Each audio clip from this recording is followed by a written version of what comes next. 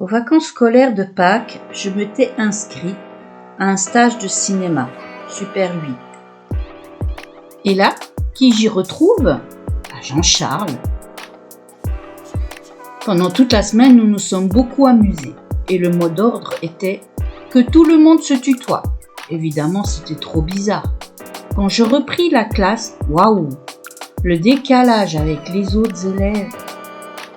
Celui-ci m'invita à venir à son club de cinéma, dans un village voisin du mien. J'y ai participé plusieurs années. Nous avons réalisé un film sur mes amis marionnettistes et d'autres encore. Nous avons concouru à des festivals, gagné un concours avec un film qui dura plus d'une année de tournage. Sa femme était très douce et quand j'allais chez eux, je ressentais vraiment une harmonie qu'il n'y avait pas chez moi. Quelle belle aventure, quel bonheur d'être avec des gens avec qui on a des passions communes. Jean-Charles quitta l'éducation nationale quelques années après mon interruption scolaire. Il avait fait une grosse dépression et se tourna vers la formation pour adultes. Il fut maire de son village qui a été élu le plus beau village de France sur France 2. Il doit être fier. Et moi, je suis fière d'avoir eu un tel prof et un tel ami. Car en général, les autres étaient plutôt bof ou despotes, trop formatés par l'éducation nationale. En classe, j'avais une autre amie,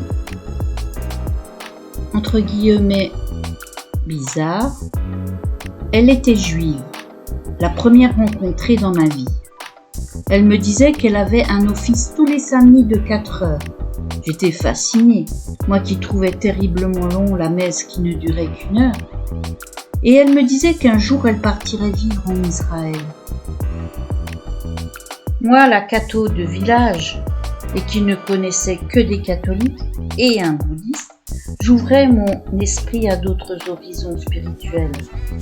Dans ce lycée, il y avait un groupe biblique lycéen, le GBL. Et pour moi, c'était une bouffée d'oxygène. Les 2 jeunes qui s'occupaient du groupe s'appelaient Peter Schmidt. Entre parenthèses, je connus plus tard d'autres Peter Schmidt, mais cela sera dans un autre chapitre. Nous discutions autour de la Bible, nous chantions ou regardions des films. Et j'ai même été un jour un week-end. C'était sympa. Encore une graine biblique semée et une vision d'espérance dans ma vie lycéenne. Je suivais également les cours de religion. Nous étions 5 ou 6 de la classe, les autres préférant utiliser ce temps facultatif pour traîner ou réviser. Nous parlions plus de sujets de société que de religion. C'était plutôt de la prévention, sur la drogue, l'avortement, etc. Mon mal-être grandissait. Entre ce que j'avais envie de faire et ce que l'on m'obligeait de faire, mes parents qui étaient cartésiens voulaient une fille qui soit dans le moule, qu'ils avaient formée, ils ne comprenaient pas.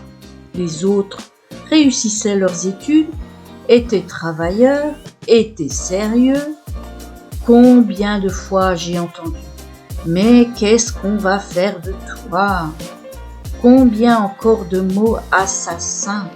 Ceux-ci m'ont détruit petit à petit. Le vilain petit canard devenait de plus en plus rebelle. La porte claquait souvent et je me réfugiais dans ma chambre à écrire dans mon journal intime, dans mon labo, dans la nature avec mon appareil photo ou chez mes amis artistes. J'idéalisais tellement leur vie.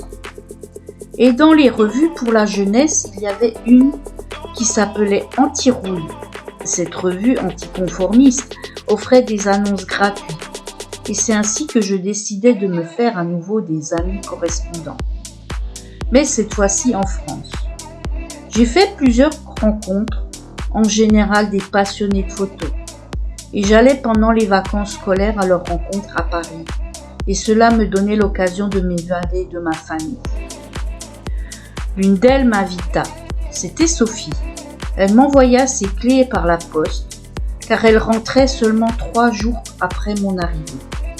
Et oui, on était confiants à l'époque. Elle m'hébergea plusieurs fois, et même une fois avec ma sœur. Elle était très gentille. et faisait des études pour fabriquer des prothèses. Quelques années plus tard, je l'ai revue dans un reportage suite au tremblement de terre en Arménie, en 1988. Elle était avec un convoi humanitaire. Quand on a du cœur, on va jusqu'au bout. Avec elle, nous refaisions le monde. Et si tous les gens feraient comme elle, le monde tournerait bien mieux. Elle me fit rencontrer un handicapé. Il avait une maladie dégénérative et mortelle. Il était dans son fauteuil roulant. Et moi, je lui racontais mon petit chagrin d'amour. Entre parenthèses, un garçon que j'avais rencontré à Paris, l'ami d'un de mes correspondants. Et lui me consolait. Ensuite, j'ai eu honte de moi. Lui, il est malade et toi, tu lui racontes tes petits soucis. Mais avec du recul, je pense qu'il a apprécié que je n'étais pas dans l'apitoiement, mais que j'avais pris comme confident. Il a dû en être heureux. Un autre m'a arnaqué en abusant de ma confiance. Après m'avoir attiré chez lui, il m'emprunta toutes mes économies et ne me les rendit jamais. Je ne vous explique pas les reproches à la maison. Puis un jour, en parcourant les annonces, une me sauta aux yeux. C'était celle de Cédric. Jeune artiste peintre cherche amitié avec personne ayant également des goûts artistiques. Bla bla bla. Je fus comme happé par ce message. J'y répondis de suite. Et la réponse ne se fit pas attendre. C'est là que je fis sa connaissance. Cédric m'intriguait et bien sûr son côté artiste me fascinait. Nous nous donnâmes rendez-vous à Paris sur la place Beaubourg. Le jour J venu, je scrutais la place avec mon appareil et suivi, lorsque je sentis quelqu'un me toucher l'épaule. C'était Sophie. Et lui. Ce fut comme une évidence. Il me plut dès cet instant. Le lendemain, nous étions invités à une fête l'après-midi chez un autre correspondant et je faisais de la balançoire et il ne me quittait pas des yeux. Nous parlions peu, nous nous observions. Le soir, nous dormions chez Sophie et nous décidâmes de partir le lendemain chez lui à 100 km en autostop. Sur la route, il m'embrassa. Puis arrivé chez lui, nous ne nous quittions plus. C'était un amour fusionnel et passionnel. Nous ne quittions pas sa chambre pendant plusieurs jours. Seulement la nuit pour manger, se laver et se dégourdir les jambes. Sa chambre était installée dans la cave à cause de la mésentente avec son père. Ses parents, tous les deux médecins, avaient été radiés de l'ordre des médecins pour alcoolisme. Sa mère était morte d'une cirrhose de foie. Il me raconta que son père n'était pas son vrai père, que sa mère avait été amoureuse d'un autre homme, mais que dans la bourgeoisie de l'époque, c'était un scandale, et que l'on ne divorçait pas. Et c'était parce qu'ils étaient malheureux qu'ils avaient sombré tous les deux dans l'alcoolisme. Cédric était persuadé d'être un enfant naturel. Il était très perturbé. Il volait les carnets d'ordonnances de sa mère pour aller à des pharmacies différentes, se fournir en Valium et opiacés. Et il fumait également du cannabis pour se droguer.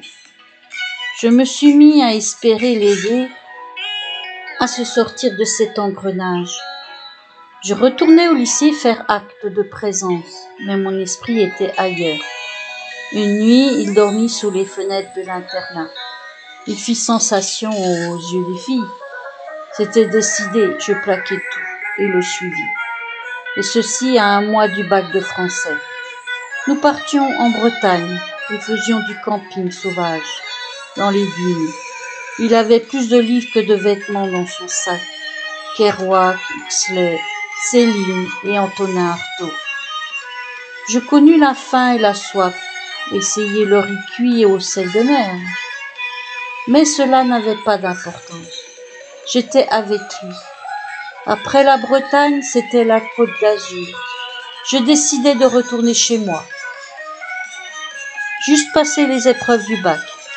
Quand je le présentai à mes parents, il s'avéra que ma mère me dit qu'elle avait connu sa mère pendant sa grossesse. C'était son médecin. Et elle avait en effet remarqué son alcoolisme. Elle aussi était enceinte de Cédric, car nous avions à quelques mois près le même âge. C'est extraordinaire. Nous nous étions déjà rencontrés dans le ventre de nos mamans. Et 18 ans après, c'est une petite annonce qui m'avait attirée alors qu'il avait déménagé à plus de 600 km. Cédric était un cas désespéré. Mais j'avais l'espoir de le sauver, entre guillemets, de ses démons. C'était, entre guillemets, l'homme de ma vie.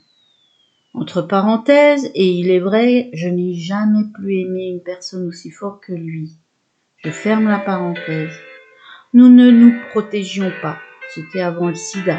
Et tomber enceinte, je ne pensais pas. Il m'avait dit qu'il était sûrement stérile. Ce qui se vérifia faux par la suite. Nous étions amoureux. Et nous ne pensions pas à l'avenir. Nous étions anarchiques. Révoltés et peace and love, entre guillemets. Nous ne vivions que l'instant. Quand les voitures ne nous prenaient pas, nous aimions insulter les bourgeois. Au lieu de le sauver, je me perdis moi-même et commençai aussi à goûter au paradis artificiel. Le malin avait trouvé sa victime et avec des « essaye », des « tu seras bien », je finis par céder. Grâce à Dieu, je fis un mauvais trip avec un Valium et je fus dégoûté.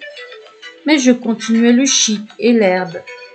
Mais n'étais pas accro, car à l'époque, ils étaient plus purs et doux que maintenant.